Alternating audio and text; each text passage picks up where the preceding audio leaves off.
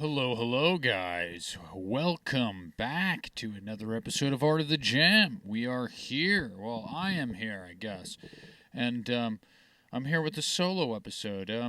It's tomorrow is my birthday, and I felt like what a better way to celebrate my birthday than alone in my basement talking to myself. That just sounds like the best option that I could have probably went with. I got my espresso cup. I got my cup of coffee here, and we got a single that should be out already. It comes out 3:33 a.m. on December the 3rd, and when we get back from the intro, I will explain to you how this song ruined my life. I will repeat. Looks Like Threes ruined my life.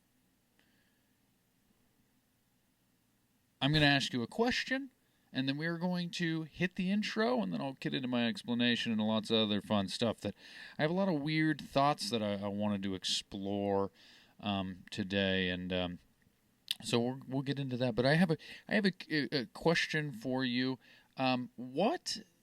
My question in the tradition of Art of the Jam, I have a question, and this one, I'm trying to come up with more like human-like questions. Like I get that we all go through struggles and shit, but I'm so done talking about that stuff. I mean, like, at least for now, anyways, we're all human beings, and feeling feelings and having struggles is part of being a human. But what makes us human is like the weird stuff. Like, what makes us weird? What are our weird interests? What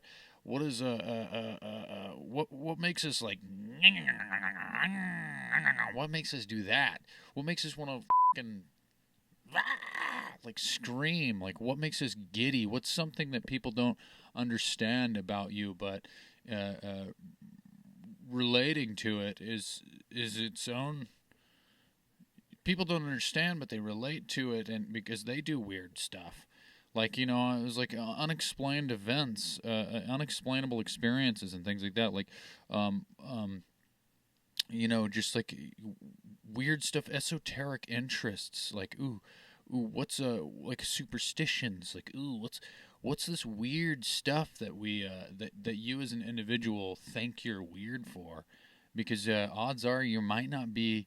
I'm not one to take away from the weird, but because we're all weird in our own way. But that's what makes us beautiful. And maybe you're not so alone in being weird. So what I'm getting at is my question is for you today, audience, is what is what's a conspiracy theory that makes that face scrunch? What's a conspiracy that makes that puppy head cock? And what I mean by that is like, what's a conspiracy theory that you hear and you're like, you got that, you're like, what? You're like, what? You're like, come again? Come again? And again? Like, what do you... What's something that what's a conspiracy theory out there that you hear and you're like, I don't think that's so much I don't think that's I wouldn't consider that a conspiracy theory. I think that's kind of truthful. There's some truth to that or something. What? Let's just get to the intro, okay, guys? What's a conspiracy theory that makes your face scrunch and makes that puppy head cock? And cue the intro.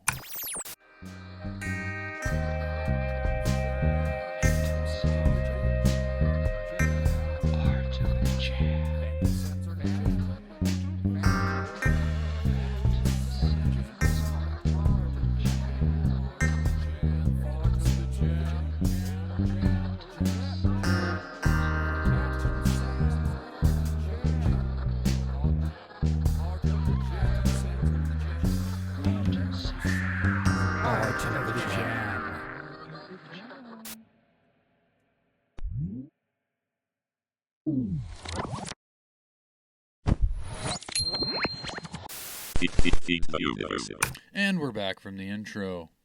So as I promised you guys, I would explain to you why it looks like Threes was the song that ruined my life. First off, I don't know if you noticed the continuity error. The hourglass is actually 2 inches further to the left because I moved it to get a drink of coffee, to move my cup of coffee over here. So, fooled you. Continuity error. Fight me. But don't fight me. I don't want to fight. Don't want to fight no more. But guys, it looks like, see, this is kind of a struggle in itself, and I'll get into the conspiracy theory a bit later, because that's pretty much what I'm going to revisit. The whole Kubrick moon landing thing that I was exploring before, because I had some crazy thoughts about it.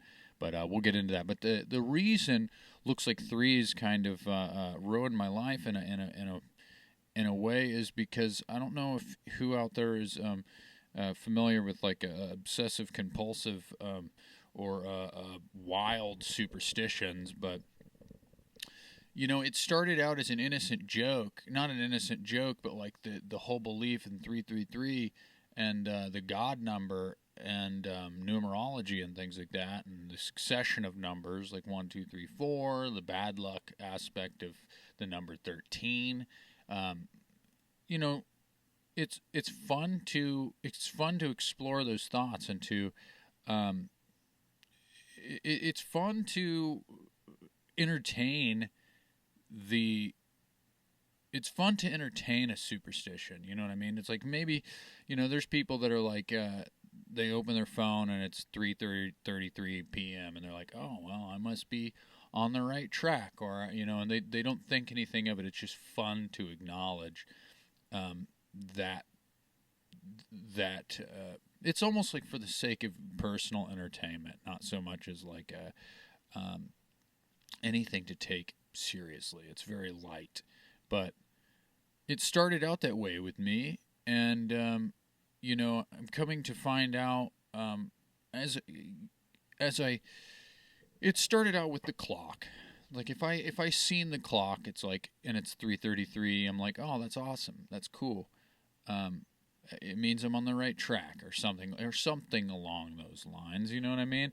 And if I see like 1, 2, 3, 4, it's like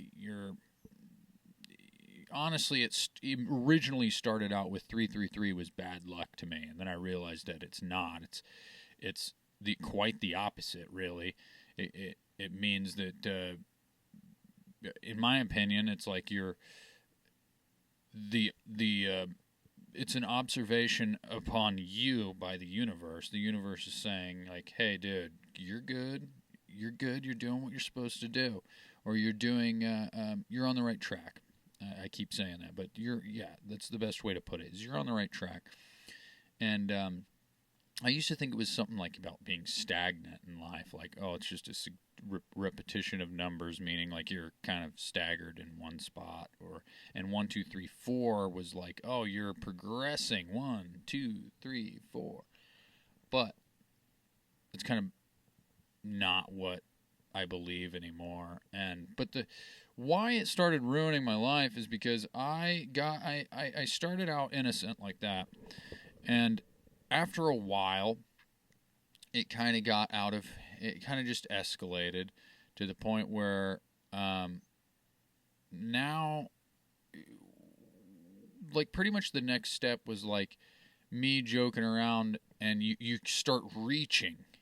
It's like, meaning like, oh, you see like sometimes you'll see like a license plate while you're driving, and there's like 3 3s in it. You're like, oh, 3 3s, that's cool. That's the license plate. I'll follow this guy. He seems like a missionary of the universe that I'll follow down the road. I'll chill with him. He's my highway buddy.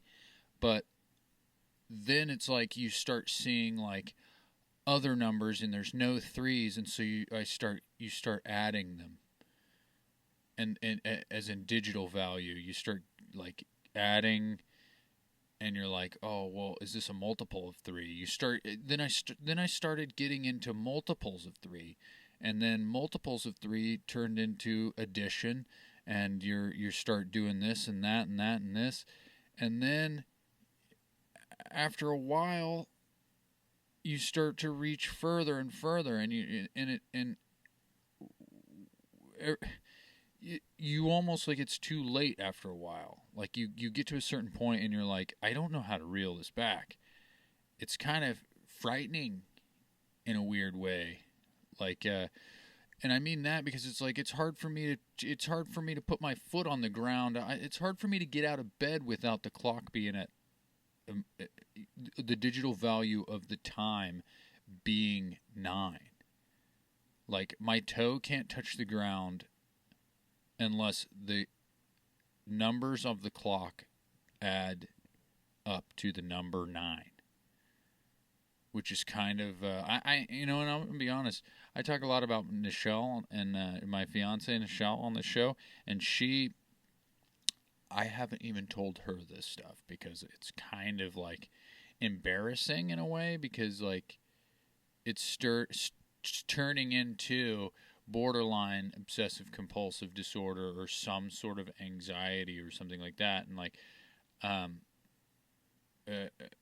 I get on YouTube and I'm like I'm adding like the amount of views, the duration of the video. I'm adding up all these numbers and I'm like, does this equal 3, 6, 9, 12, 15, 18, 21, 24, 27, whatever, 30, 33, 36, 39. Like I'm it has to add up, or else I'm like, man, I feel like it's bad luck. Like I'm gonna like walk outside, like I'm like a fucking semi is gonna smash into the front of my house or something, or a plane's gonna crash into my driveway or something. Like it's kind of scary, but I try not to like entertain it. Like that's what's weird is like, to me it's like I make light of it because I have to, because if you're not laughing, you're not crying. But it's like sometimes it's like every so often it'll become like a real big issue. Like I can't take a drink of coffee without it being without the time adding up to a certain multiple of 3. I can't take the first bite of food for the day without the time. Like it's always about time for some reason. Or I have to eat like if I eat, I have to eat 3 spoonfuls of something. I have to eat I can only eat like 9 blueberries at a time or something like that. It's rather strange. And I literally am like I'm like 3 seconds away from like counting my teeth and making sure I have multiples of 3 in my set of teeth. I don't know you know, I don't know where this is going to lead me. And that's why I got to sit here and talk to these strangers online, and the 10 strangers that watch this show. I got to talk to you guys about it because this is the only thing that really kind of makes me feel better about it. And so it's like I want to get this song out there, and I want to get rid of this song. I want to move forward because I feel like that's a big issue for me. Is constantly I constantly have this urge to move forward, and it's like if I don't get this song out, like I feel like as soon as this song is out, and I don't know that, but I guess I will by the time this episode comes out because it should be out, but I feel like this is going to like be a huge weight off of my shoulders in like a really weird way. I feel like it's like living in this song is living in my soul, and it's manifesting through obsessive compulsion or some shit. And so I got to get rid of it, man. But yeah, guys. So I hope you went and downloaded the song. This is a shameless This is actually a shameless ruse to get you to listen to the song and to get you to download it so our numbers go up on whatever streaming service that's not paying us. Not paying any artist or whatever. You get what I'm saying. So, yeah, feed into my elaborate ruse to get you to download the song because that would be swell, and I hope you enjoy it. I know a lot of people in a live setting at least enjoy the song, and it's one of those things that it almost hurts because I'm like, man, you like this song that ruined my whole psychological well-being. My mental health is ruined because of this song. I don't even know how else to put it, but guys, we're gonna move on from that though because a harsh fucking segue, you know. But yeah, I had some crazy thoughts. First thought after this looks like threes thing. First thought is, why is acting the only job a kid can have? That's kind of weird, right? I mean, you got to be at least like 16 to 18 to have a legal job. Like Walmart doesn't hire until you're like 16. It's like you can't get a job at McDonald's till you're 16, which is like the lowest rung of the corporate ladder of the you know what I'm saying of the workforce. And but a kid can be an actor, can be in commercials. A kid could be in a medication commercial. They just can't work a certain amount of hours in the day. I think that's kind of strange. But that wasn't my thought. Nichelle mentioned that to me. And if there is any other jobs out there that kids can do, I guess tell me in the comments because off the top of my head, I feel like that's the only thing. And I feel like I'm going to feel like an idiot because I feel like after this episode is done, I'm going to think of 1,000 other jobs a kid can have. I mean, I guess it's a little different now, and I'm talking about the average kid. You could also go ahead and argue that child actor is not your average kid, but what I mean by that is that you can't have like a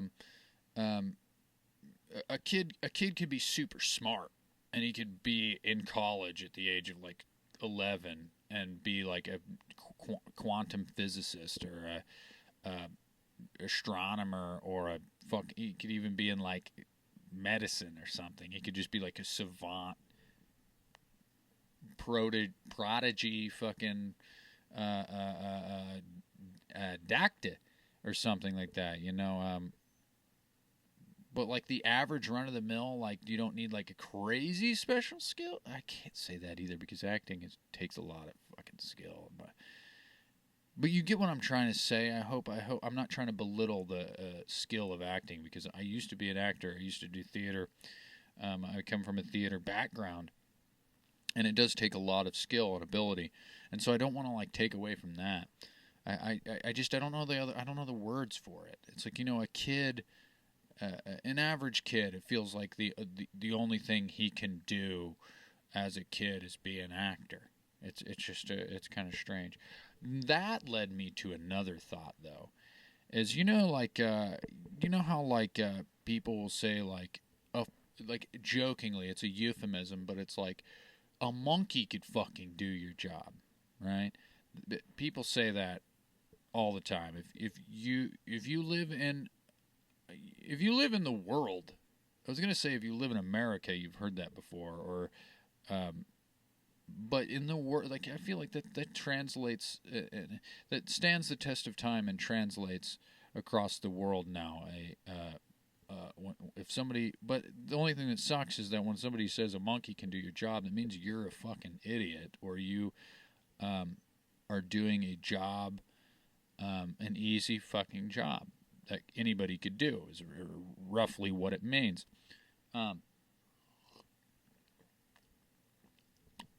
So this led me to what's a job where it doesn't mean you're an idiot, but it's like somebody could be like, hey, a monkey can do your fucking job. And it actually means that a monkey can do your job. Medical assistance, apparently, you can have, assisting the disabled. Apparently, you can train a monkey to pick stuff up.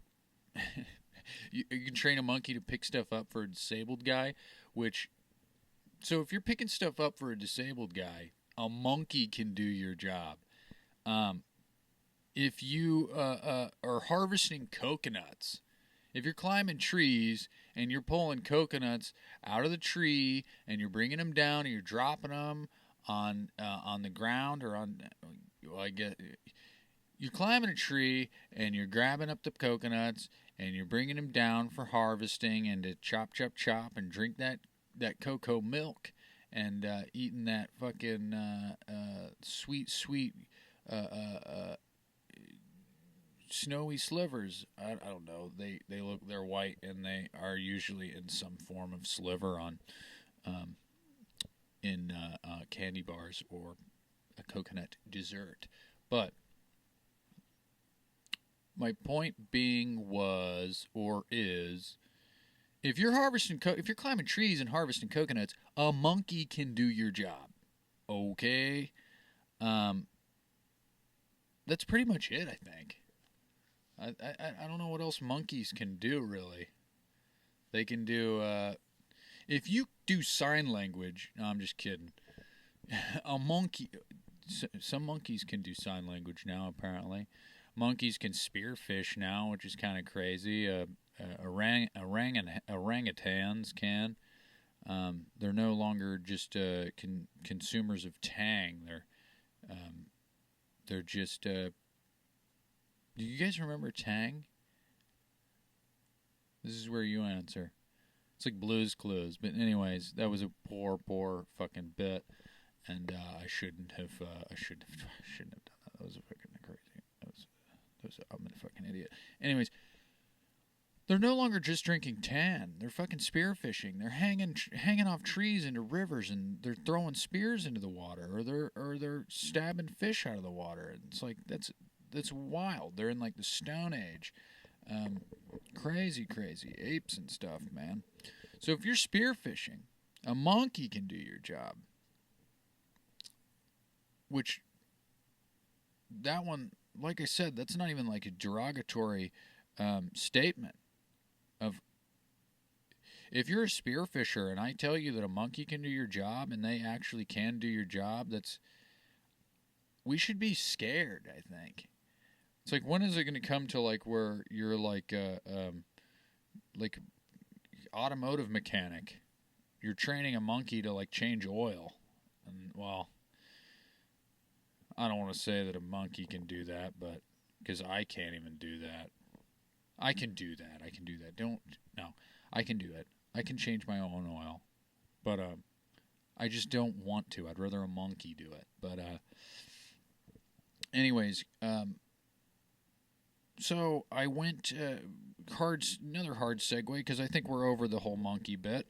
I went to and seen the Black Phone too, which was kind of crazy. I don't know if anybody's ever seen the Black Phone with Ethan Hawke, but it was kind of I enjoy the movie because I've probably not mentioned it on the show, but I've mentioned it to many people. If you mention any kind of ghost movie to me, I'm not afraid to tell you that fuck ghost movies. I'm so over it.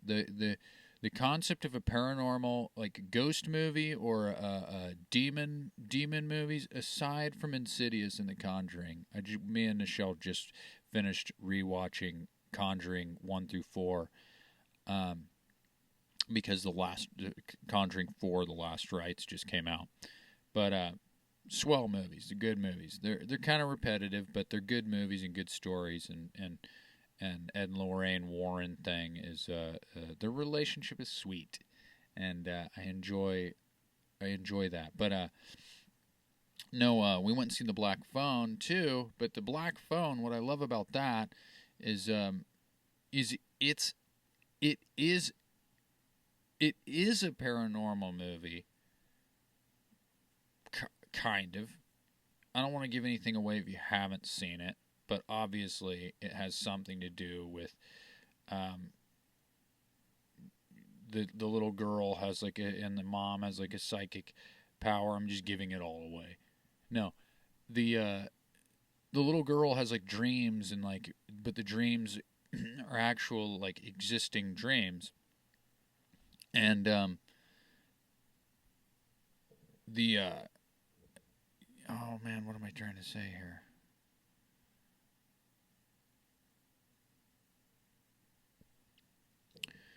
She has these dreams. I might cut that. That was a long silence. Sorry, guys. But she has these dreams that are rooted in reality. Like she dreams of things like almost like astral projection or something like that, kind of. And the kid, when he gets kidnapped by Ethan Hawke's character, which is the grabber, he kidnaps kids and locks them in his basement. But there's like a black phone, and it's not attached to any line, but the kid is receiving calls from the kids that the past victims of the grabber, right? And so it's this weird combination of paranormal but reality, and that's what I kind of like about it. Is it's like it is a scary paranormal movie, but it's existing and happening in real life. And then the second one, which I'm not gonna, it's way newer. I feel like if more people have probably seen The Black Phone, the first one, than they have the second one, because the second one just recently came out. But the second one, it's like the next step. It's not just like a ghost movie. It's like this mofug is a demon now, and he's coming. He's now following them, and like it's revealing the past, things that happened in the past, or past, the mom's backstory from the beginning. I love movies like Insidious. The reason Insidious is, especially Insidious 1 and 2, the reason that those movies are so good to me is because Insidious 1, masterpiece. Insidious 2, even more masterful, because it's the first movie and the second movie in one movie. It's like showing it from behind the veil. It's like if you haven't seen the Insidious movies, Insidious 3 and 4, The Red Door, I think The Red Door is the fourth one, good. And The Red Door actually expands upon the story of the family in the future, which is just as good. The third one is kind of standalone, and it's just kind of like the ghost hunting lady. I forgot her name, but it's like her. It's kind of like a story for her. But this is kind of what The Black Phone 2 is, and I guess it's normal of a movie to, you should want to expand on your movie in this sequel, but The Black Phone 2 expands on the story of expands on the story of what happens to the kid, how he's dealing with the events of the first one, the death of the grabber, which for some reason I don't remember the death, the grabber dying, but I'm not spoiling anything because it's in the trailer. He's talking about on the phone. He's like, "Oh, you killed me, you killed me, you killed me, you killed me," and he done been killed, and so you kind of like. But it expands on what the kids struggle with, being a former, having been grabbed by the grabber, and I mean, but on some real levels though, I wouldn't mind being grabbed by a pristine, beautiful bronze body of Ethan Hawke, shirtless. I don't care if he's gonna kill me. Kill me, daddy. Anyways. It's just a good movie, and I really enjoy how it kind of like towed the line of paranormal, but I ain't so good at keeping track of where I'm at in my fucking speaky bits, alright? So, what I'm trying to say is is that the second movie kind of takes it a step further, and it's kind of like a demon movie. I feel like, you just got your simple ghosts in the beginning and all these kids, and then you got it's the perfect yin yang. I feel like because you're haunted by the kids, the victims of the grabber, and then you haunted by the grabber. You're haunted by Ethan Hawke's beautiful body, but it ain't so beautiful anymore. It's kind of fucked up. Not the movie is fucked up. It's kind of Freddy Krueger-y. His body, I mean. His body is kind of Freddy Krueger-y. And not in a Bernie way, but in a Bernie way. In like a cut way. In a bloody old bag of bones type of way. He's fucking gross, dude. So watch it. I encourage you to go watch the second one. Go to the theaters and see it if it's still there. I didn't even get into that. I haven't been to a theater since pre-COVID. And the theater is a beautiful experience. And it sucks that like so many theaters have closed just since then, but it's like it's still alive and well. The experience is there. I don't even eat popcorn, but the smell, the aroma of popcorn and just the act of walking in and you pay your fucking $20 for $20 is a little fucking crazy. We spent like $40 fucking to go see for two people a popcorn and a water to see a movie, and it was just kind of wild. But go enjoy the experience of sitting in the dark theater with the sound is so crazy to me. I love the sound of a theater. It's just like it's just got that. If you know, you'll know what I'm talking about. I might not be doing it justice, but you know what I'm talking about. Go to the theaters, you'll know what I'm talking about. But speaking of dreams, though, I had this crazy thought about dreams that I will get back to after this break. Speaking of dreams and ghosts, we are back from the break here. But speaking of dreams and ghosts, I had this crazy thought the other day.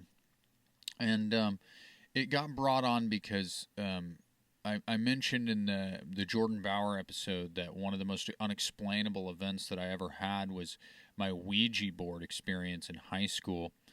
And how we all were like touching the thing and then we'd take our hands off of it and it was still moving. The planchette, I mean. We were all, there was like 5 of us maybe, and we were moving the thing. Well, we weren't. That's the thing. We were moving the thing around. Well, the thing was moving. We weren't moving the thing around. I've dug myself in such a hole. No. We were engaging in Ouija activities, okay? We were trying our hardest and our damnedest to contact somebody not of the living. And we all took our hands off at one point and it was still moving. Okay. Go watch the Jordan Bauer episode if you want the full rundown, even though I think that's all I really even said anyway. So you just got it all anyway. But that's beside the point. We were watching, I think we were watching The Conjuring, like the first Conjuring movie. It was the second Conjuring movie because the little girl and her friend, they make a spirit board at school and they use it to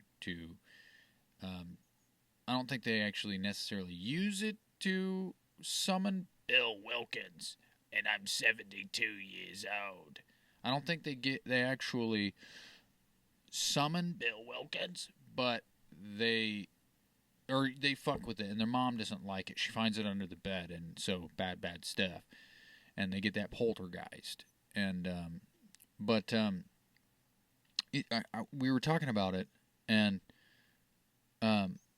we recently bought a deck of tarot cards, and so we've been consulting the tarot. Actually, I've only done it once, and then I got real scared and haven't done it since because I'm too afraid of. I'm kind of in fear of it being right and or wrong. Okay, tarot is a weird divinity, and practicing anything of divinity is kind of like, seems weird as a human being to me. I don't know how to approach it yet. Like, I believe in that stuff, and that's what makes it so strange and scary, is because I'm afraid that it's going to be like, not like, I understand that tarot's not going to like predict your death or anything unless you really, really want it to, and you create that in your own mind.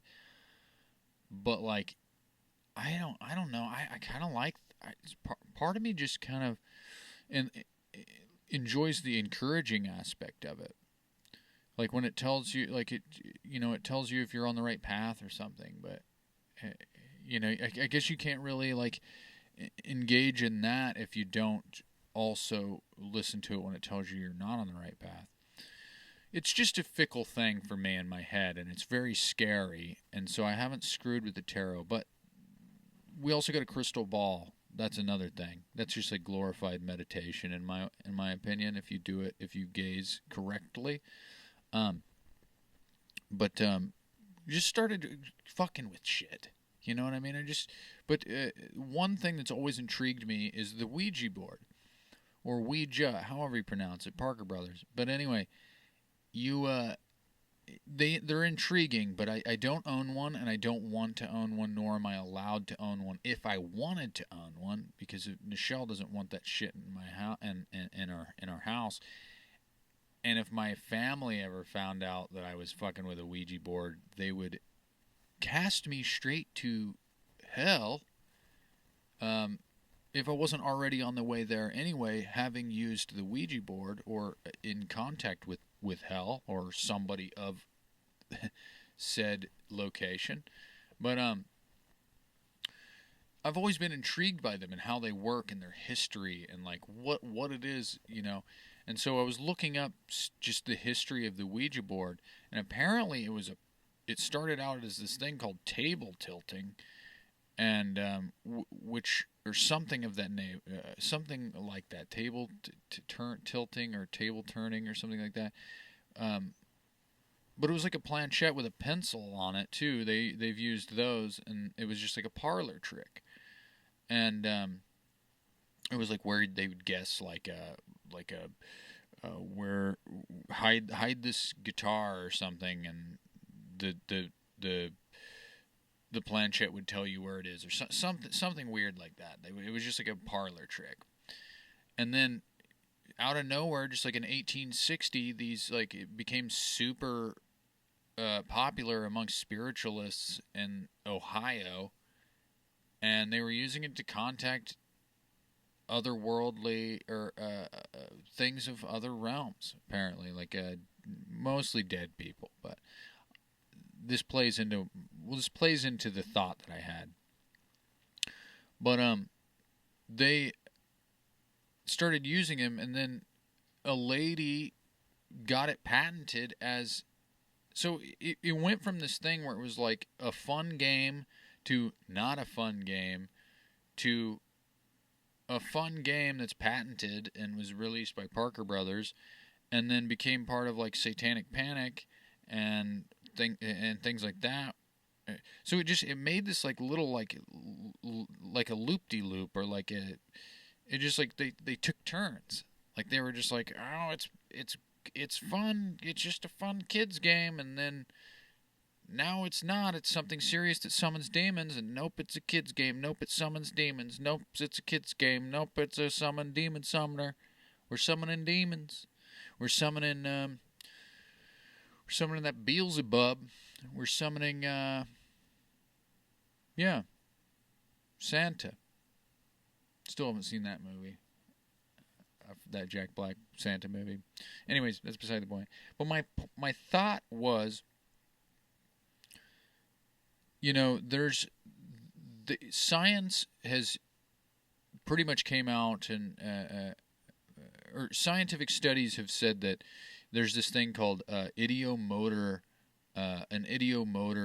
effect, where basically all your hands are being put onto the planchette of a Ouija board, and your collective subconscious is moving it. Whether and that's what ideomotor is like a involuntary movement, and that's what they said was with the table tilting too, is that there's just your subconscious is moving this without your knowledge. So there's nothing like ghostly or demonic or supernatural about it at all. But this is the thing, is how does your subconscious know, like say, like how does your subconscious know where to move it to provoke a feeling? Like if you're all collectively thinking it, it's like either everybody's in cahoots and they're trying to prank a friend or something like that, which that's totally understandable, and it probably happens a lot. But if you're actually seriously using a Ouija board or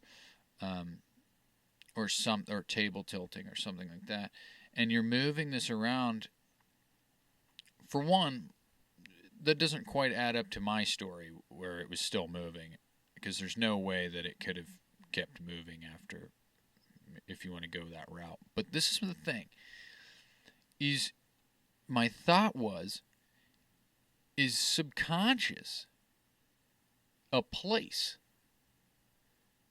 Like almost like, they have the phrase stream of consciousness. Imagine quite literally a stream, like of water, but that is a place, and everything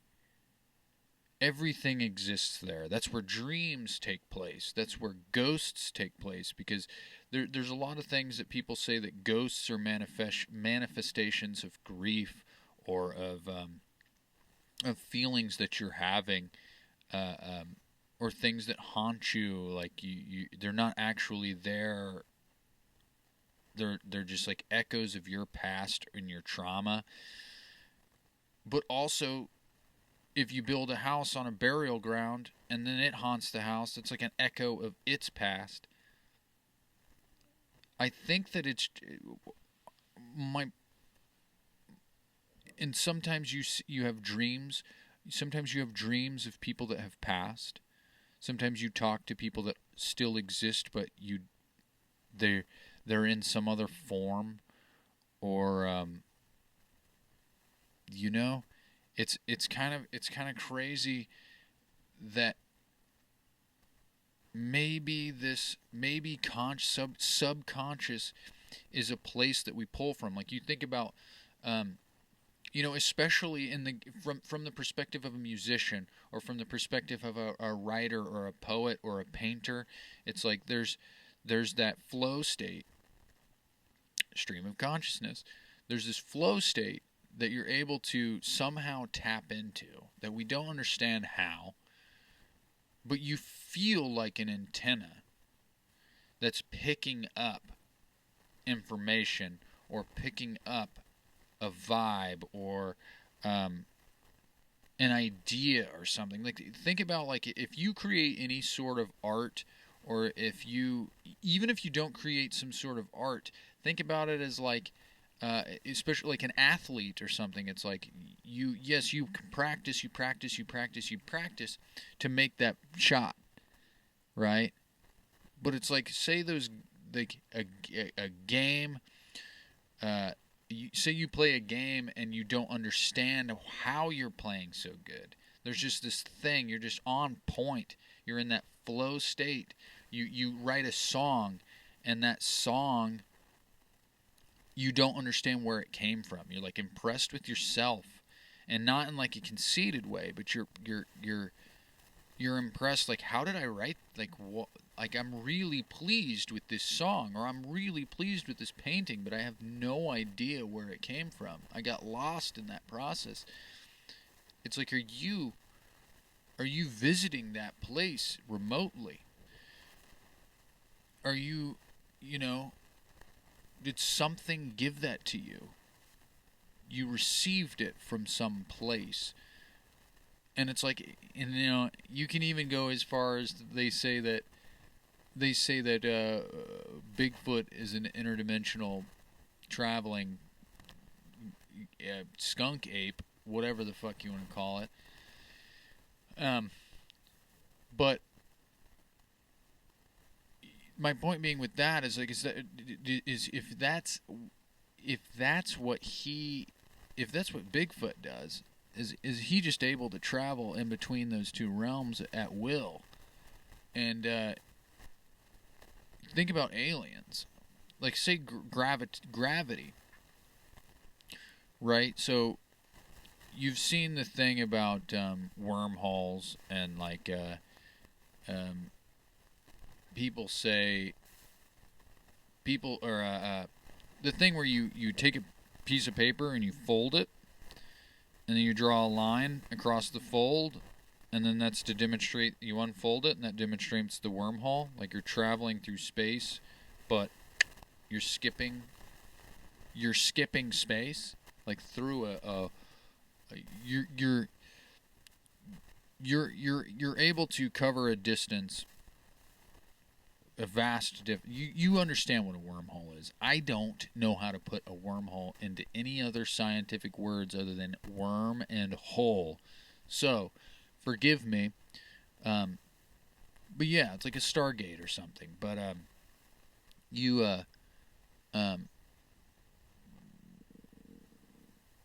we oh man. So let me get a drink of coffee here.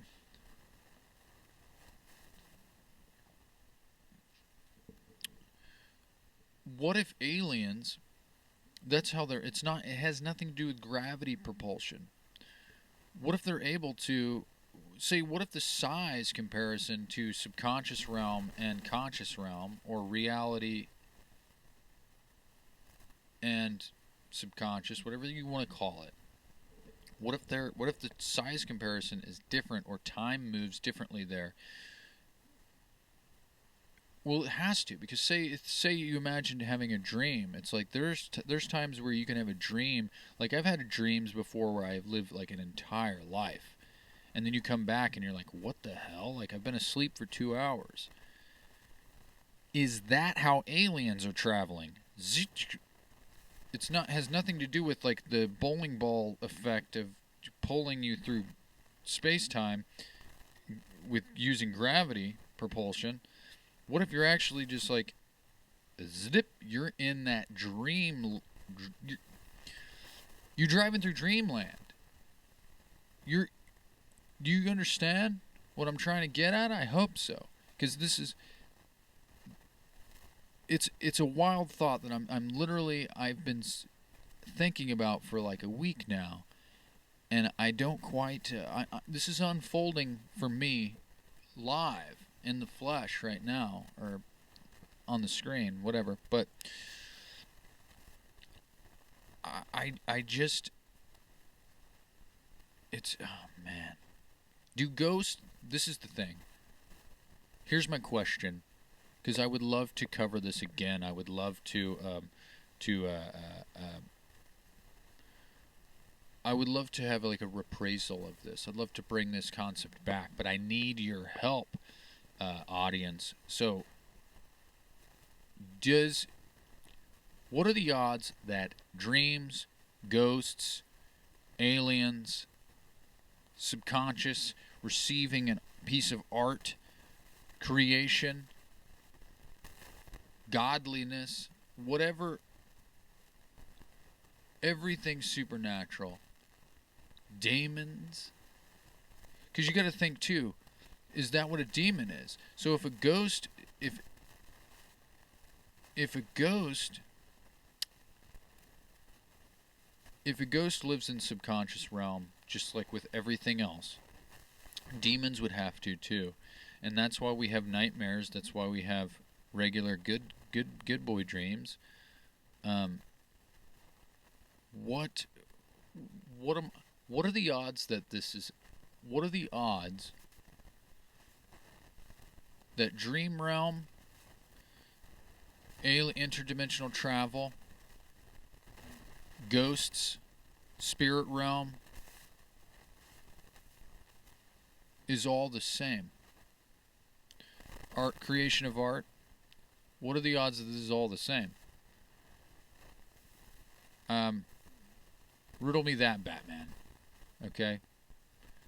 Because I would love to know your take on that. Because I obviously, I'm just a dude, you know, thinking about this stuff. So, please chime in because I would love to hear your thoughts on this as well. But I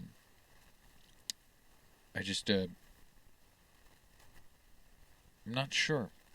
It's kind of wild. But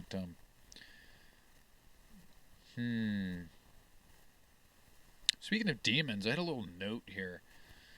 Apparently, olive oil is used to deter demons. Does it mean that it's extra virgin? It's kind of a religious joke. I don't know if it hit or landed, but you tell me. It was all right. I'll say that. For me, it was all right. It was all right. But so I guess also I feel weird about this one because I've been binging. I'm running out of things. Okay, so this is how it escalated, right? So there's this channel on YouTube called Scammer Payback, and there's nothing funner than watching scammers get scammed, essentially, or hacked or whatever. And I was like, what's the next best thing? What's the next step here? And I was thinking about it. Hang on one second.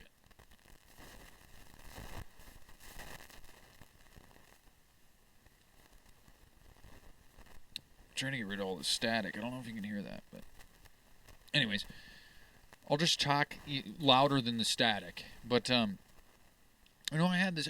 What's the next step above Scammer Payback, right?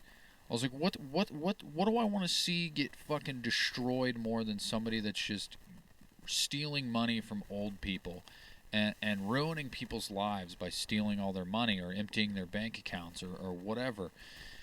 And that is the Chomo, the kid diddler. There's nothing more exciting to me than seeing one of those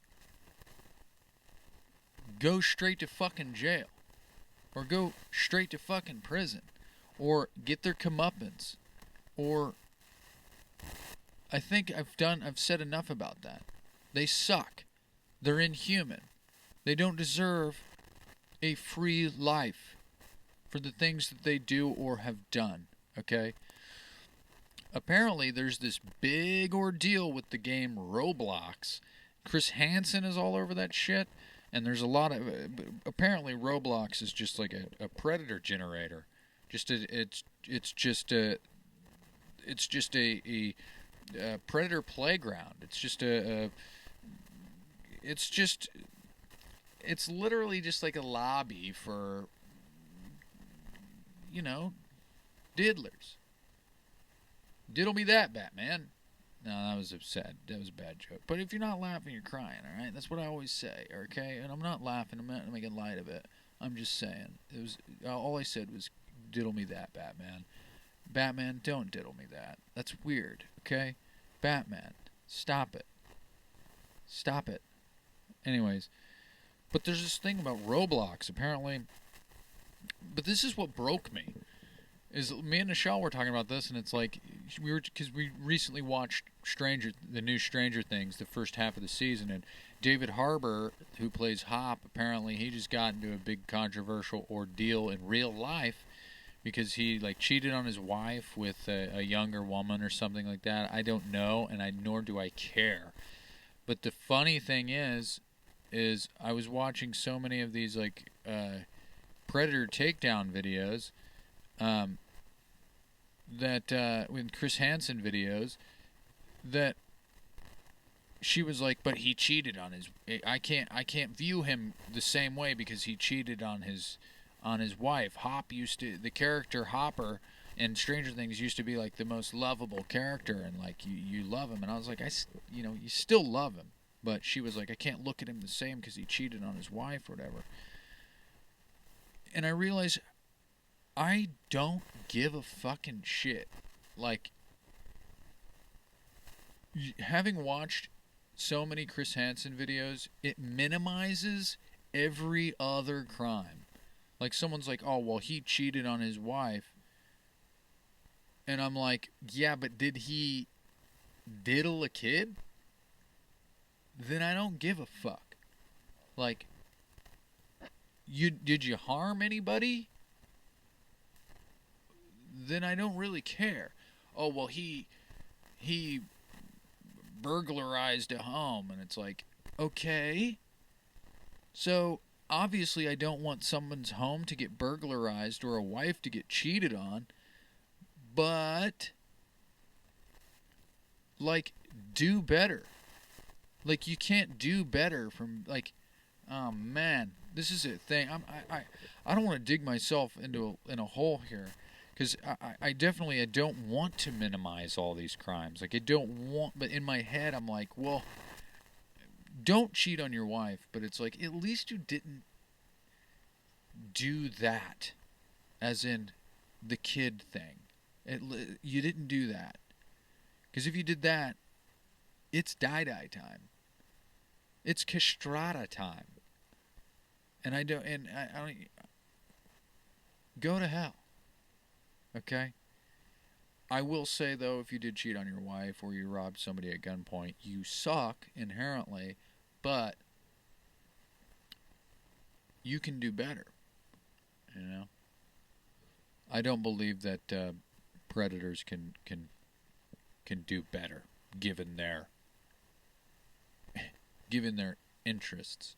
But enough about that. I don't give a shit about that anymore. I do, before I get off of here, I do want to express my I want to revisit the Kubrick and the moon landing thing. So I don't know if you can see in the foreground here, there's Chaos, which is the Charles Manson CIA book, Tom O'Neill, and Joe Rogan's talked a lot about it. He's had Tom O'Neill on.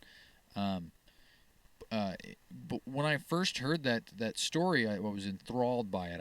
I literally seen the Tom O'Neill Joe Rogan episode, and I bought that book because of that episode, because it was so enthralling. I had to know the full story.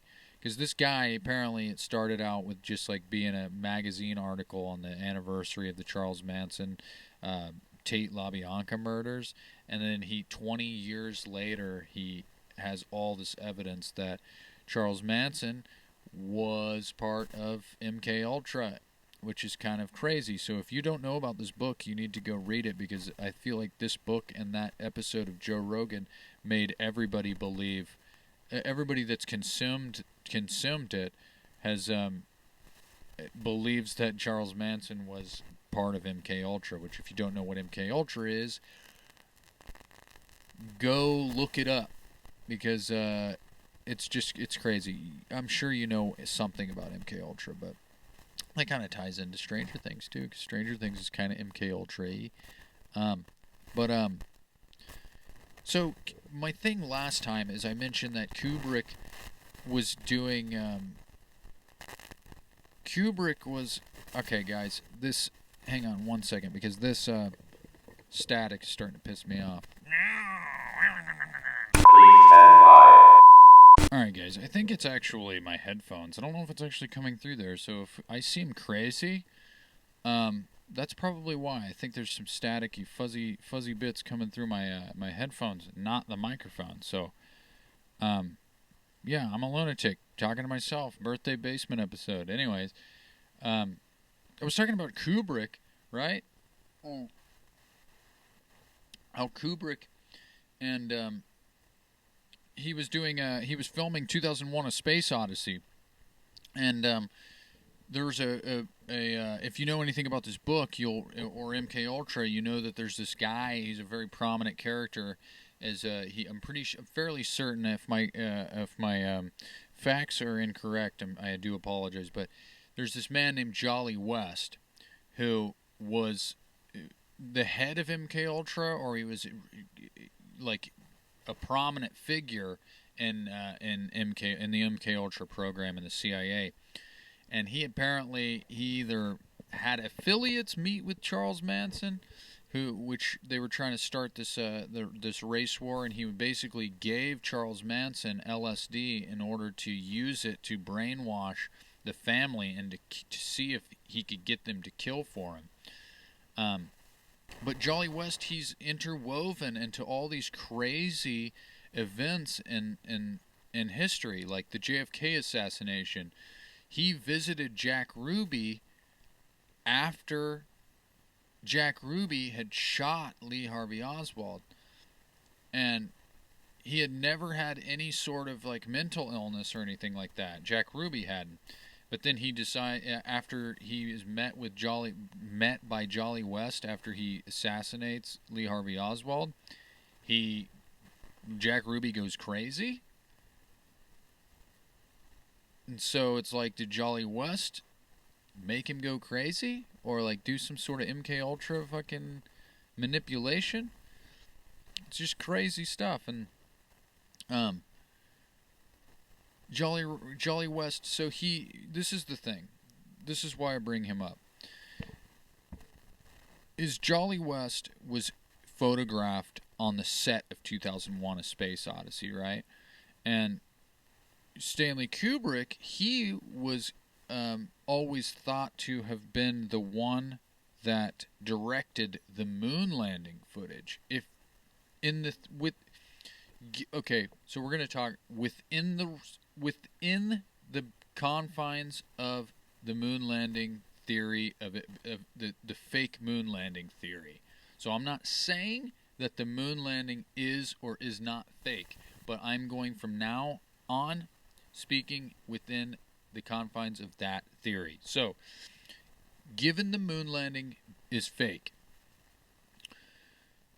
Jolly West is photographed on the set of 2001: A Space Odyssey. Kubrick, who was accused of directing the moon landing footage but always denied it,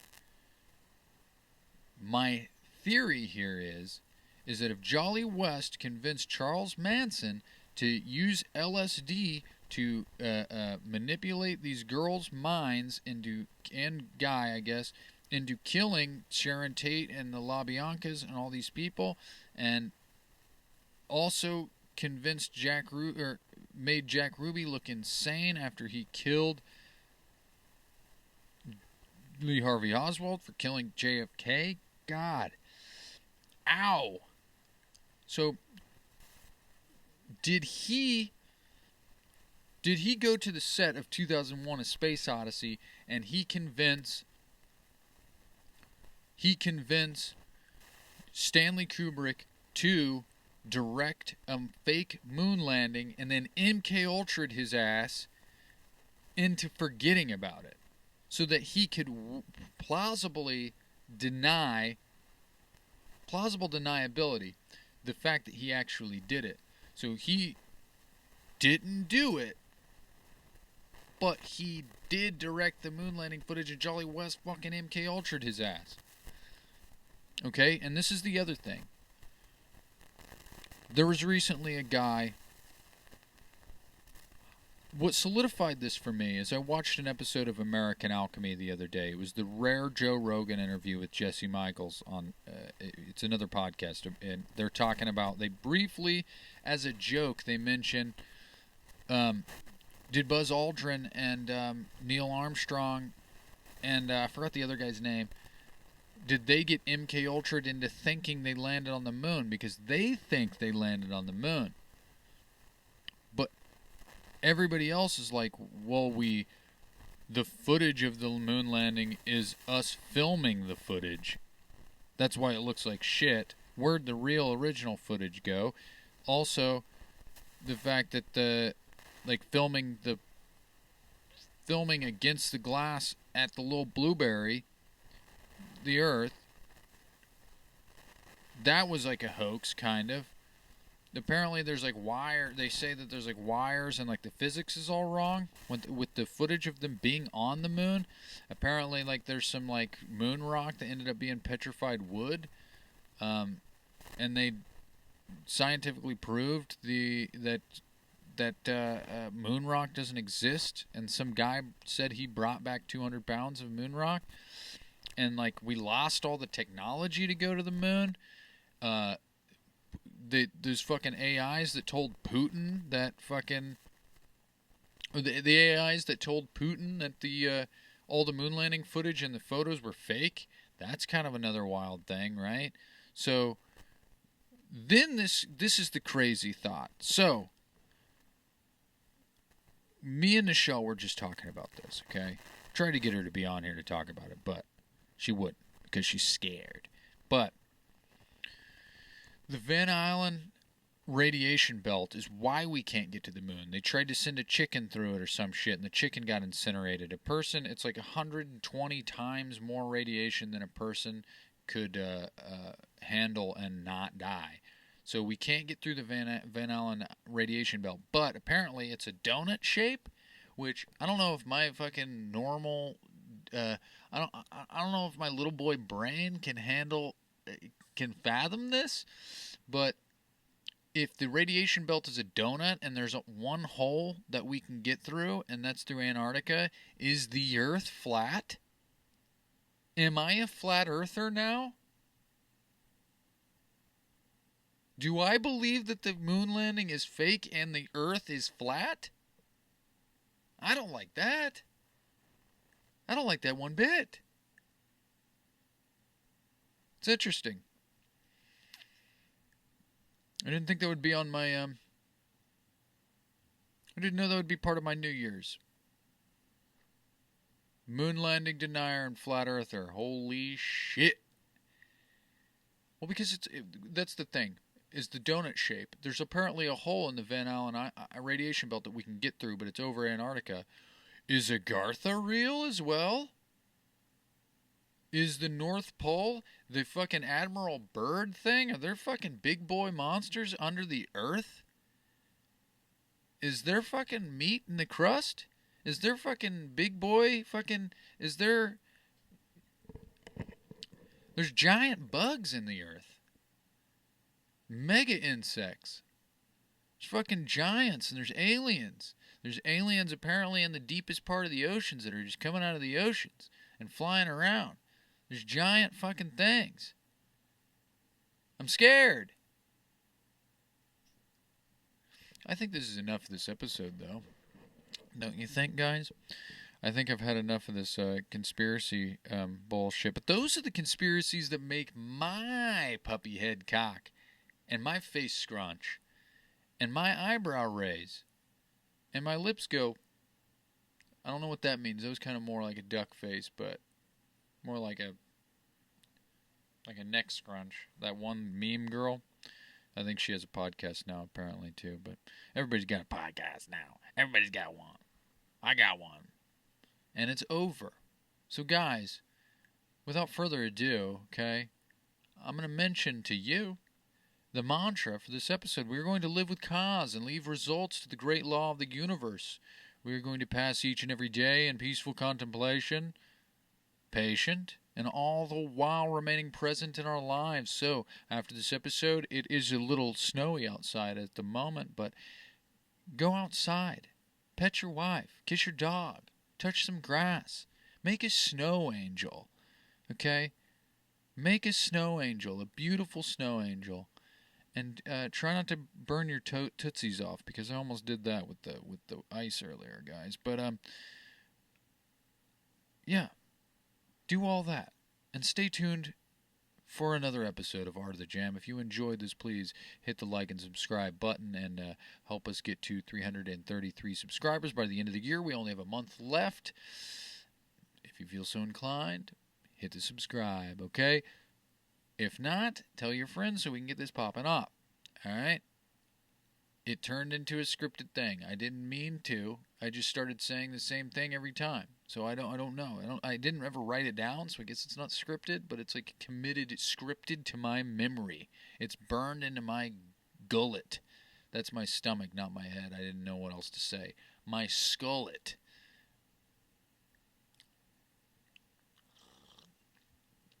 Espresso.